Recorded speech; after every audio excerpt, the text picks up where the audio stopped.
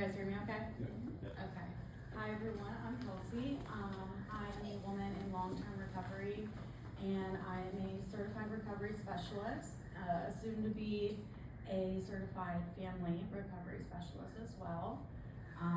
So I'm just here today to tell you a little bit about myself and some of my story, and some of my background and kind of what I do in the hospital, which is a whole new position available. But I do want to start off first and foremost by saying thank you to the people in this room, because most, if not all of you, whether directly or indirectly, have helped and contributed to saving my life personally, and that's something very emotional for me, because I am an overdose survivor. I have overdosed 7 times, and it's just such an honor to be here, and I want to thank you for your service and what you do and the lives that you change and the people you help, because it really does not go unnoticed. It's so valuable, especially to someone like me. But to just tell you a little bit about myself and my background, I am from York. I come from a really good family. I had a really great upbringing. My family life, I had a very well-rounded life. My parents are still married today, almost 30 years, and I did not want or need really for anything. So I don't have like the most common or typical experience. I come from a really good family. I don't have any significant trauma to speak on or that I could ever use as an excuse for what would happen to me later, and realizing and discovering that I am an addict. So that was all a little strange for myself and my family, to kind of navigate those things, and for me to learn what an addict even is, and that I was one. But that's something I would have never guessed. I was experimenting like anyone else my age. I went to college. That's just what all the adults guided me to do in my life, and I thought that that's just what you do, and I definitely can tell you that I had dreams and aspirations at that time, but I just didn't understand the ways I was different from other people, and I started seeing those ways I was different very early on, and separating myself from others and recognizing something was wrong. I just didn't know what that really was, or what that meant. I didn't know anything about drug addiction. I didn't see a lot of drugs and alcohol in my life growing up as a child. So I go off to college and I'm experimenting with my friends and drinking on the weekends, thinking that there's nothing wrong with that. I'm doing what everyone else around me is doing, not knowing that for me that's triggering something in my mind that makes me different than other people. So my alcoholism and addiction progressed very, very quickly. At one point, I was in a very toxic, unhealthy relationship, and this guy was using other substances I had never used before, specifically opiates. And when I tried opiates for the first time, it was just off to the races for me. Things happened very fast. I was only using for about 6 months before going to my first rehab, and I just had no idea the way that this would take control of my life, and it did. So I go to my first rehab, and I went willingly. I knew that I had a problem, but like I said, I just didn't understand the capacity or the severity of what was happening. And then I would go to many, many treatments after that. I think I completed somewhere around 30 some treatments, and I don't say that because that's like impressive. That's just my story, and that's my experience and what it took for me to get here. But I was in and out of treatment centers. It very quickly became a revolving door. I'm now in and out of recovery houses, and losing people in my life who love and care about me, because thank God they did not enable me from the very beginning. They were not going to sit by and watch me kill myself, and rightfully so. So at some point, I did get a little bit of sobriety, and I was working a 12-step program. That's just my avenue for recovery. That's I believe in multiple avenues to recovery. But I did find sobriety at some point and got sober for about a year, and that was my first real taste of recovery and like what is possible in recovery and the gifts of sobriety that someone can experience. And just that experience alone was so profound for me, because then I could see that there was another way, and that was possible for me as somebody coming from such a hopeless state. So I did have that experience, and in 2017, I am with another man who is the love of my life, and we very selfishly get pregnant with our daughter. And we were not doing very well at this point. I did lose that year of sobriety, and we were not doing well for quite a while. And at that point, we started experiencing things, that we had never experienced before: homelessness, all the things that we hadn't done yet or said we would never do. Those things started happening, and we're checking them off the list, And at that point, I was just absolutely unable to look in the mirror at the person I was. And now I'm terrified because I'm pregnant and afraid of getting in trouble and losing my child, because I'm in this predicament, and now I'm actively in my addiction and very lost and just terrified. I had never been a mom before, let alone one using. So the whole experience was awful, and very, very scary. And we're gonna have this little girl and bring this innocent child into the world, who did not ask for this and didn't do anything to deserve that. Both her parents being addicts. So it was a very, very hard time. And we didn't get better until she was about 2.5. I think for 2.5 years it was. My parents stepped in and they raised my daughter. And thank God for them, because a lot of people, not everyone has that. Not everybody has that family support that I did and was fortunate enough to have. And my parents, they are well established in their careers, and they have adult children, and they dropped everything to raise an infant, a newborn. She was taken from us by Children and Youth when she was only 2 months old. And at that, with that happening and that experience, I no longer wanted to live. I didn't have any reason to want to live. I felt like my daughter was better off without a mother like me.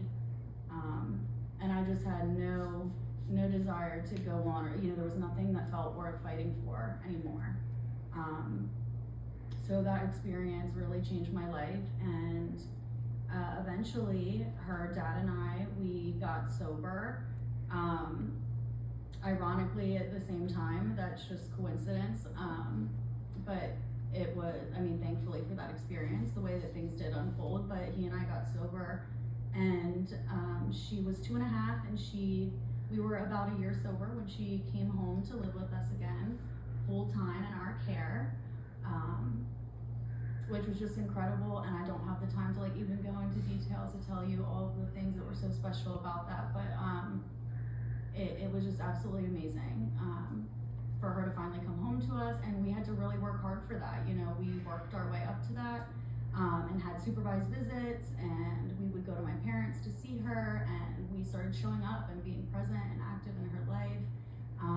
But I got heavily involved in recovery again, and at that time I thought, I truly didn't believe that recovery was possible for me again after having lost that first year of sobriety. I thought that was my chance at recovery, and I lost it, and I blew it, and I'm never gonna have that again, and I truly believed I was gonna die this way. But yeah, I woke up from my 7th overdose at that point, not wanting to be alive, wishing I had not woken up that day. And I could not have told you at the time that I knew I was gonna stay sober or any of that stuff. I didn't know that I was done. I get that question all the time, did you know that you were really done? I can't say that I did know those things. I had no idea how I was gonna stay sober. And yeah, the only thing that I can tell you is I remember having one thought, and it was just the smallest inkling of hope, and the thought was, I'm going to give myself one more chance. I'm going to try this one more time. And that was all it was, that was enough for me to run with and start a life in recovery. He and I got sober, and we had 3 incredible years with our little girl and learning how to be parents. And she is 6 years old now, and she is the light of my life. She's my best friend. Sometimes I can't even control it. I tear up just to think at how incredible it is for me to even be in her life today, let alone to be alive and here for life today. But her dad and I struggled for a really, really long time, and we went through a lot of hardships together. And just recently, about 6 months ago, her dad did end up passing away to an overdose in our home. And oh gosh, I haven't really especially publicly spoken about it yet, but that man has overdosed over 40 times, well over 40 times.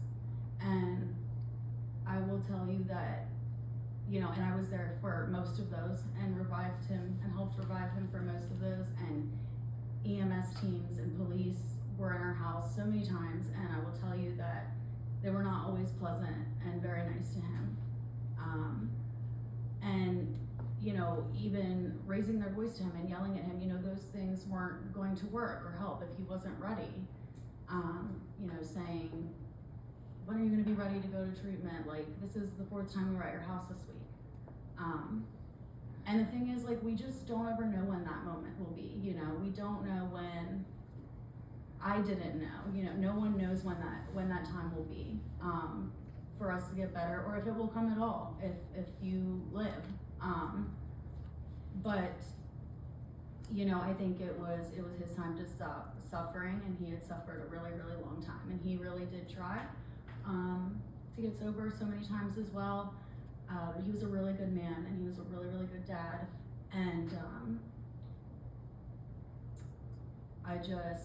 I'm so thankful for the EMS and the teams that have helped both him and I and saved our lives, and the teams that came that day to my house, because the entire experience was such a blur and very, very dark, and I don't remember a lot of it, but I remember the people that came to my house that day to respond to his last overdose. And they were very, very kind and so helpful. And I didn't have to see anything, and I didn't have to see his body taken out or any of that stuff. And I remember those moments, and I remember the people that were kind to me. And it wasn't an automatic assumption that I was using with him, or was I high at the moment. And those are things that I would typically be used to, or would think would be the case. And that was not the case that day. And I was shown a lot of love, and I'm very, very grateful for that. But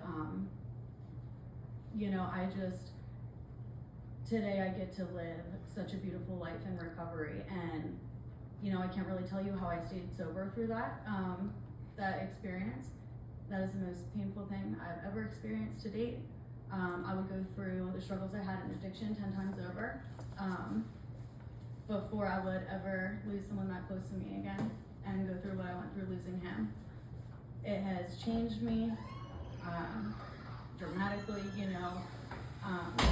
but it also gives me so much purpose, and it's so rewarding for me to be able to go out in the field and help the next person and be able to share that story and share what that's like to lose someone like that, for my daughter and my little girl to lose her dad.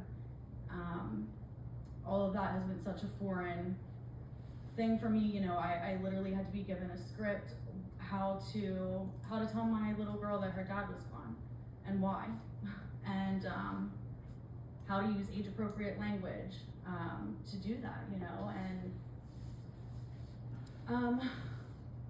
I really try and use my experiences the best I can to help the next person.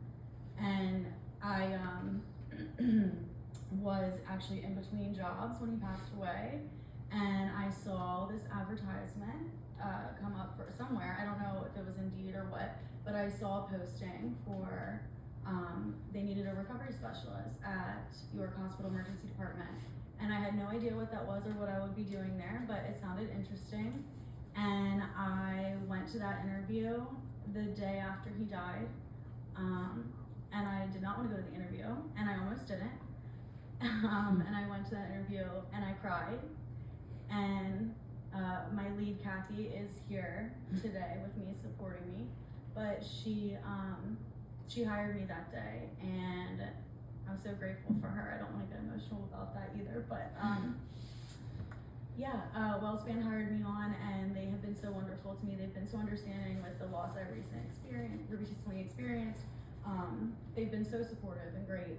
But I am working in the ED, and I do warm handoff, and I will be consulted by really anyone in the hospital. Usually it's a charge nurse or a social worker if someone's admitted upstairs. But I'll get a consult to come and see a drug and alcohol patient, whether they have overdosed or not. More times than not, it's not an overdose, surprisingly. But I go see those individuals, and a lot of them aren't always willing to go to treatment, and I had a lot of fears about that in this position. How was I going to react to the ones that are waking up angry from an overdose and they have no interest in treatment?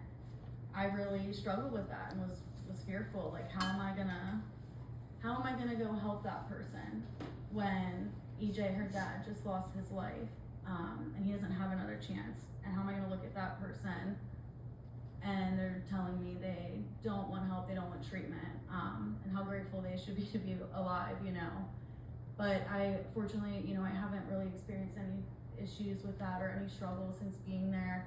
I've had nothing but really profound experiences. I've had patients call me after the fact, after they leave the hospital, for help. So even if I get them into treatment and they don't stay there and they AMA the next day, or they show back up at the hospital, I'm still planting that seed, and I'm able to share my story, and that maybe they'll remember something I said, and it'll have impacted them enough that they'll hear something and hear some kind of message of hope. And that's what it's all about for me. If I just help one person, that's enough. So I dedicate my life today, like Justin does, to always be available, and that's what we do as a recovery specialist. We do such a wide range of things, all the things that he talked about and shared today. We do so many things, and people don't often know who we are or what we do or what a recovery specialist is. And being that this was an entirely new position offered at the hospital, it took a lot of adjusting, and there was a lot of things we had to figure out and kinks to get it going, but it has been so rewarding. And they now recognize me, they've seen my face, and they see me around the ED, and they know who I am, and they know what a recovery specialist is and does. And I know you had touched a little bit on it, how do we address that issue? And having someone there, and that's what we're here to do. That's what we do. We are those people that have that lived experience, that can show up at their bedside and say, I've been there, and you can do this too. When someone's at the lowest moment of their life and they don't have any hope left to give, we have that hope, and we can carry them until they can carry themselves. And that's what other people did for me. And that's what I dedicate my life to doing now, and I'm so passionate about it. I want to continue to stay in the drug and alcohol field. I can't imagine myself doing anything else. I just returned to college to get my degree after almost 10 years. I was very, very close to graduating college when my addiction got out of control and I had to drop out. So, there's so many rewarding things and so many things I get to do with my life today. Just being here today is such an honor. But I went back to school, and I get to graduate and get a degree in behavioral and human services. That's now a major that they offer, so it's right up my alley for what I want to do. And yeah, I want to continue working in drug and alcohol doing this work because it just means so much to me. And every day is a gift, you know, like I shouldn't be alive, and I recognize that, and you know, spend every day dedicating like my time to how I can be there for the next person and how I can show up for someone else, even if they're not willing at the time. At least they will have my number at a weak moment that they know they can always reach out and feel comfortable talking to me as someone who's been there. So I just want to thank you for your time, and I thank you for all of the work that you guys do. And as part of my amends process in a 12-step program, they have an amends process, and I remember mailing out letters that I wrote to all the EMS teams in York County, because to be honest with you, I didn't know who had responded and who had shown up to all of those overdoses, but I wrote to them thanking them because it means so much to me. Like, it's because of them that each of those people, that I'm here today, you know, that I had another chance at life because they saved my life that day. So I'm forever indebted to giving back to the community however possible, and this position at the ED has been wonderful, and we now have that in-house person that's able to respond and help. So thank you for your time and having me here.